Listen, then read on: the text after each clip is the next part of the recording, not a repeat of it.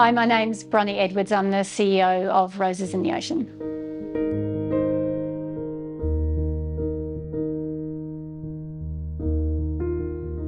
My brother Mark experienced a prolonged period of suicidality, and after 8 or 9 years of that, we actually lost him to suicide back in 2008. Since then, I've supported many people very close to me with various forms of distress and suicidal thinking and what have you, but primarily being bereaved by the loss of my brother.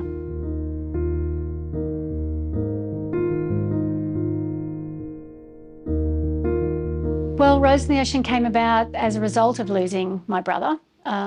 Back in those days, the word suicide was barely spoken about. It was very clear when you were actually trying to find some help that there wasn't much out there, and what you did find was very unhelpful. And it became really obvious that it just felt like the help that was there really wasn't meeting the needs of the people who needed it, whether that was when my brother was alive and needing support or for us as a family after we'd lost him. And the first couple of years after losing my brother were, and still are, quite a blur.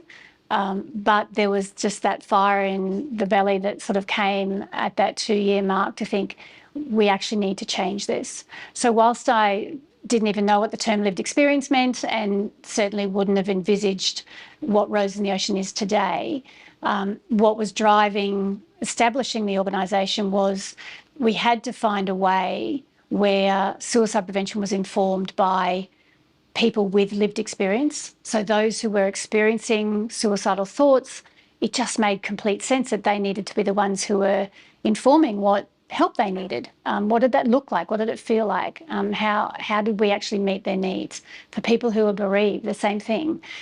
We needed to have those voices heard. And so it started by just trying to open up the conversation about suicide using story as a way to actually break through, I guess, what is still existing, a significant amount of stigma, but it was certainly a lot worse 15 years ago. So using that lived experience story to really get to the hearts and minds of people to help them understand what this thing called suicide is, and start to use that as a catalyst for change. So, and from that we've grown and evolved as you do, as you learn and walk along a path. There's always been people with lived experience. Like for decades, there's always been individuals who've been courageous and have tried to be heard and to make change. I think what Roses in the Ocean did was, by providing government and organisations with an actual lived experience organisation, something that had good governance and a board and a structure, it actually gave government something to actually invest in. So we stand on the shoulders of people who've come before us, and that's always true. And there are many people outside of Roses in the Ocean who've done incredible work to progress, the voice of lived experience as well. But it's certainly been a significant part of our role.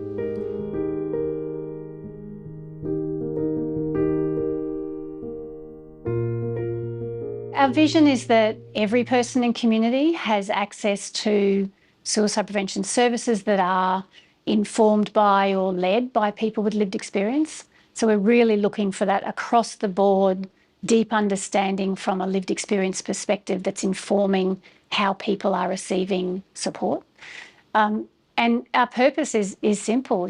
We exist to save lives and to reduce emotional distress and pain. And people with lived experience are at the core and heart and soul of everything that we do.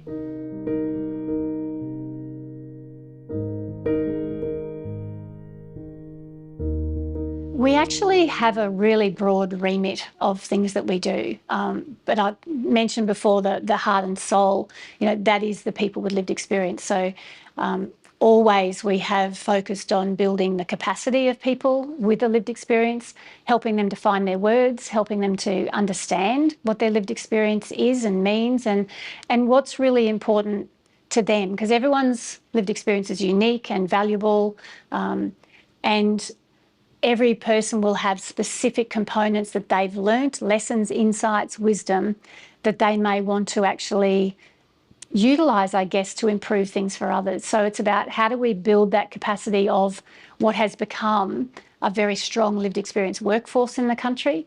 How do we build their capacity to actually contribute to the change that we need to see at a grassroots level and at a systems level? So that's a big part of what we do. We also, by having that privilege of walking alongside those people with their lived experience and growing ourselves by hearing all those different perspectives, we're able to draw on that, all of that grassroots absolute gold, to inform how we can influence policy, system reform, how we can influence the sector and what's happening in the suicide prevention landscape. So sort of feet in the dirt and head in the stars is the way we've often described it, but being able to work in parallel with those two really powerful ways of working. We've also more recently moved into service delivery. So we're quite a bold and innovative organisation, and we're prepared to give things a go. So by listening to what people with lived experience want, we've moved into an area of delivering non-clinical peer-led services with a real focus on how do we empower communities to own those and to be able to deliver local services that are meeting local needs. And then we have a really big role to play in trying to connect people with lived experience into opportunities that are constantly opening up for people in the suicide prevention space now. So how do we integrate and partner? How do we help organisations and government integrate and partner with people with lived experience? How do we help people with lived experience get involved in the aspects of suicide prevention that really interest them? So that's kind of in a nutshell.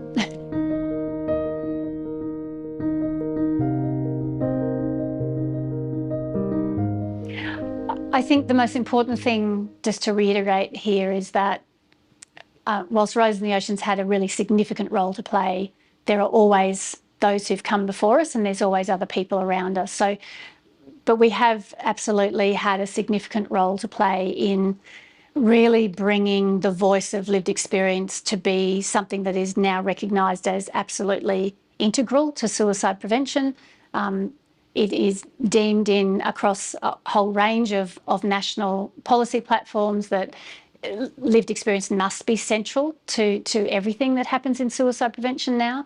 And I think we've been able to develop a very large network now of people with a lived experience who are comfortable and have the confidence now to actually identify as someone with lived experience and speak about their experience, with an understanding that they're now in an environment in 2024 where in most cases this is really valued and sought after. So I think we've done a lot to contribute to that lived experience movement and the environment in which we now see ourselves. I think we've also had a pretty significant role to play in Australia starting to really explore alternatives in services. So to the point of those non-clinical peer-led services, really trying to integrate lived experience into existing services such that there are clinicians working alongside peer workers. There's a long way to go, but I think we've had a very strong advocacy position on those, creating those alternative choices and options for people with lived experience. So I think the other significant area we've had influence is in helping government and the sector understand that suicide is a significant social issue of its own right, and it doesn't just sit in under a mental health umbrella. It is a situational distress, and so it needs a much more complex and nuanced approach to how we support people who are experiencing that distress and suicide. When I'm talking about suicide being related to situational distress, for a long time it's been assumed and believed that suicide was actually a mental illness. And we now know, both through research but very strongly through simply the voice of people with lived experience, that whilst absolutely there are some people who have a mental illness who experience suicidal thoughts and behaviours and that do take their lives, often even people who have a mental illness, their suicidality at the time is not actually related to their mental illness. And there are other people in community who don't have a diagnosed mental illness, and their distress can be caused by a whole range of things, a whole range of things, from relationship breakdown to financial stress to difficult transitions from being in the Defence Force to coming out of it, from transferring from school to uni, from sports stars retiring, those difficult times and periods in people's lives. The justice system, there's just a whole range of these psychosocial and social determinants that actually can cause someone to suddenly and quite confrontingly and without warning find themselves in a position where they're actually considering not being here anymore. And so it's been a really crucial step forward in Australia for that to be understood, because that has massive ramifications in terms of how we actually provide support for people in distress and what types of support is actually offered to them. For some people, clinical treatment's absolutely needed. For others, they need a financial planner and a relationship counsellor. So it's about us being able to understand what is the root cause of someone's distress at that point in time, holding space for that person whilst they're in distress, and then being able to connect them to the actual support that's going to address, that cause of distress.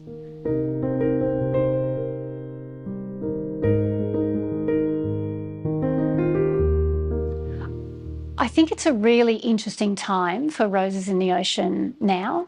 The past 13 years or so, we've really been focused on developing this lived experience voice, getting in the room, making sure we're staying in the room, making sure that lived experience insights and people are at the centre of suicide prevention, system reform, policy, services, the whole thing. I think as we evolve now, we have a responsibility to say, right, we've told you all we need this. We're here to support you now, really meaningfully integrate and partner with us and people with lived experience.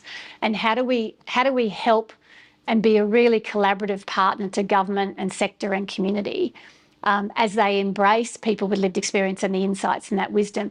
How do we as an organisation support everyone to do that? There was a wonderful saying, and I don't know the gentleman's name who spoke 10 years ago at a conference, but he talked about people with lived experience building the paths on which we walk. And I think that's still very true for Roses in the Ocean now. We're always trying to stay, a little bit ahead of the game. What are people going to need? Trying to anticipate what's government going to need next? What do services need from us in order to do what we're asking them to do? And so it's always a steep learning curve. But I hope that we can continue to grow, develop, support, empower, motivate people with lived experience to continue to share their voices, because they're constantly needed. We need to build sustainability into that workforce. We need to build sustainability into services and develop a suicide prevention peer workforce. How can we contribute to all of those other keystones that are required to continue to improve the way that people who find themselves in distress are actually able to access the support that they need.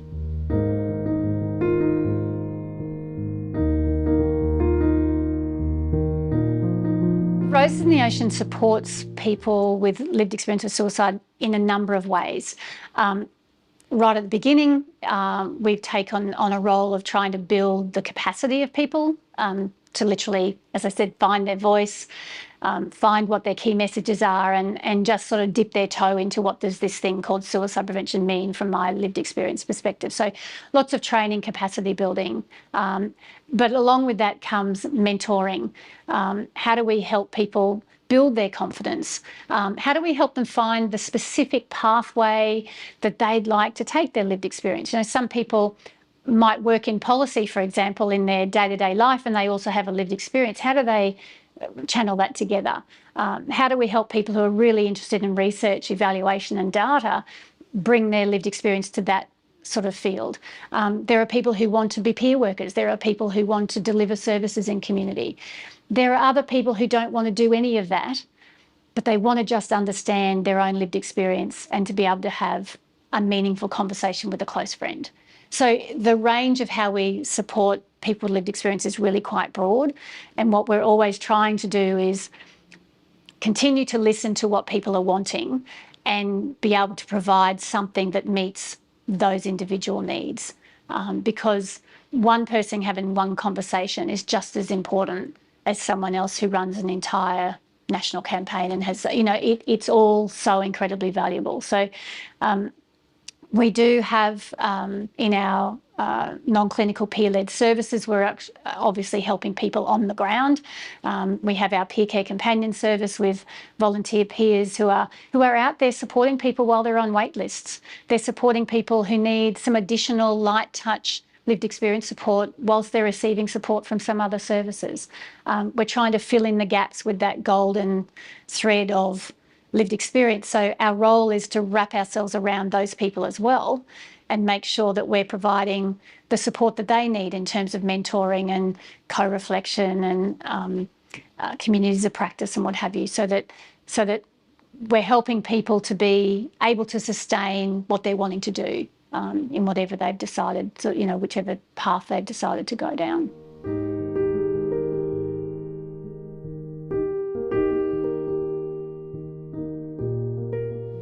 I think we lean very heavily in on our values,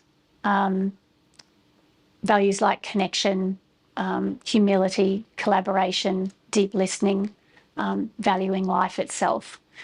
So leaning in on those values and very proactively trying to keep those values active in all that we do.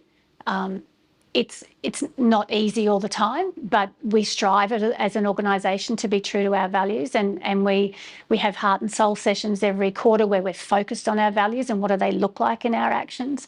We lean in on those in how we decide what we do get involved in. We try to really look very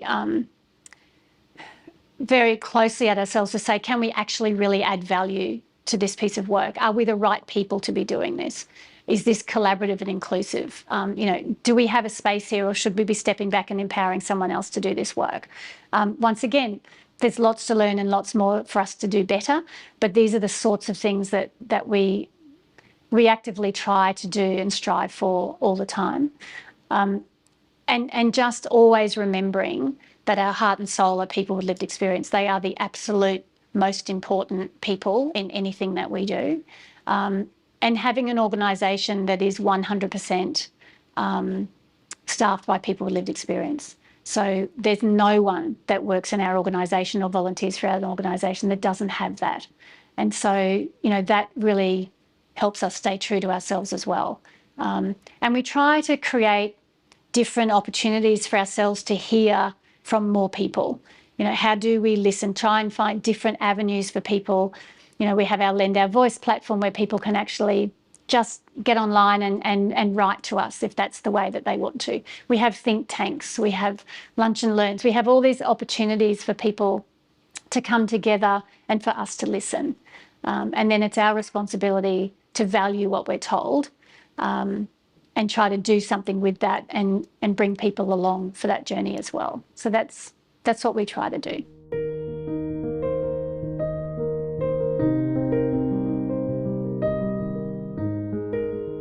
How Roses in the Ocean continues to evolve really depends on what people need from us. What do the people with lived experience need now? What do organisations, the government, the sector, what do they need from us now? How can we best serve them? Everyone in this organisation gets up in the morning because we are passionate about serving people with lived experience. That's why we're here. So we need to evolve in line with the suicide prevention sector, but also trying to stay a little bit ahead. So I think, as the last decade or so has been very much in building to where lived experience is now positioned within Australia. I think the next decade is how do we make sure that we're supporting everyone around within the suicide prevention sector and the government to do what we're asking them to do. So I think that will potentially require us to do things slightly differently or move into slightly different areas. But at the same time, there's a lot of good research and evaluation coming out that's really pointing to very specific areas that are really needed for us to actually drive down suicide rates. So as a suicide prevention organisation, what's our role right upstream in terms of wellness and wellbeing?